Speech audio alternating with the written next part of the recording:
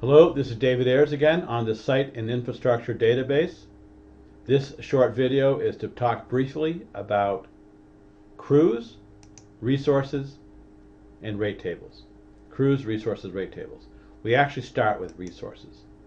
Resources are the labor and equipment resources available for us to put inside a cruise. I can look at the labor resources only, that's this list right here. Or I can look at the equipment resources, that's this list here. And you can see that I have many types of equipment in here. A lot of this is starting out with this type of thing, small, medium, and large. This is because I was previously putting in specific equipment by manufacturer, and then everyone was telling me that they had different equipment, they had to change it. So now I'm just doing it this way, and then people can come in and say, all right, I have a small excavator and it is a whatever.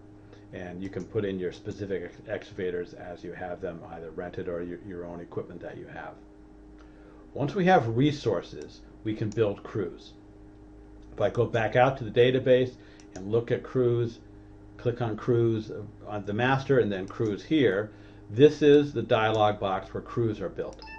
So I can come in and say, let's look at our site crews, for example, for site bedding.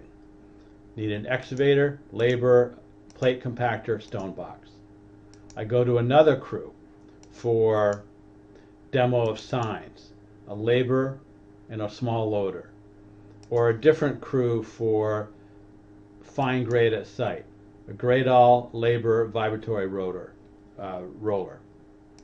Go to another crew. We're going to be site import material with one truck. Got a dozer, foreman, labor, a dump truck, water truck, and a roller. Now these crews can be changed. I can click on resources and I can go out there and I can come and look at any resource I would like to bring in. I can right click and say I want to see the labor only, and here are the labor people. So I can say, well, in this case we're going to need a grade foreman, so we'll bring him in. I can right click and say let's see equipment only, and I can look at my list of equipment here and I can say, you know what, I'm going to want, in addition to the large dump truck, also a small dump truck for whatever reason. And I can come in and say I want half of this. Crews can be set up down to the thousandths decimal place, although I never put them in. I always only use it to the tenths.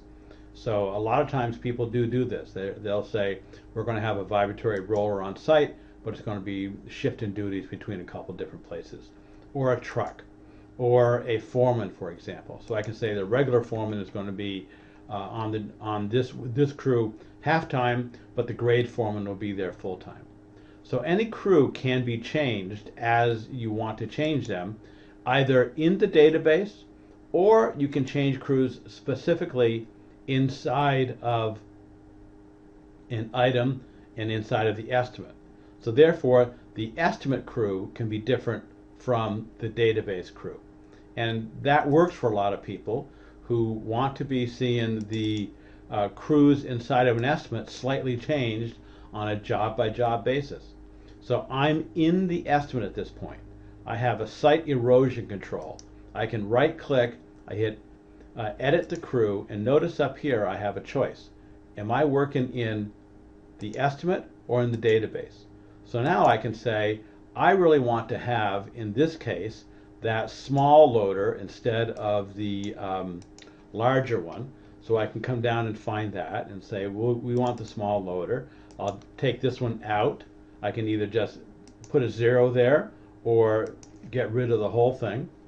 I can also say, oh, I would like to have a foreman on this, and we'll bring a foreman in and put him in at halftime, for example. So I've changed the site erosion control crew for this estimate. If I go to the database, notice the database crew is different.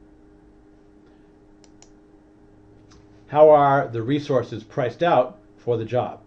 Well, we use rate tables. So I go to rate tables, and there are tables for equipment, and then there are tables for labor. So here's an equipment table. Here are all of the equipment from the list of resources.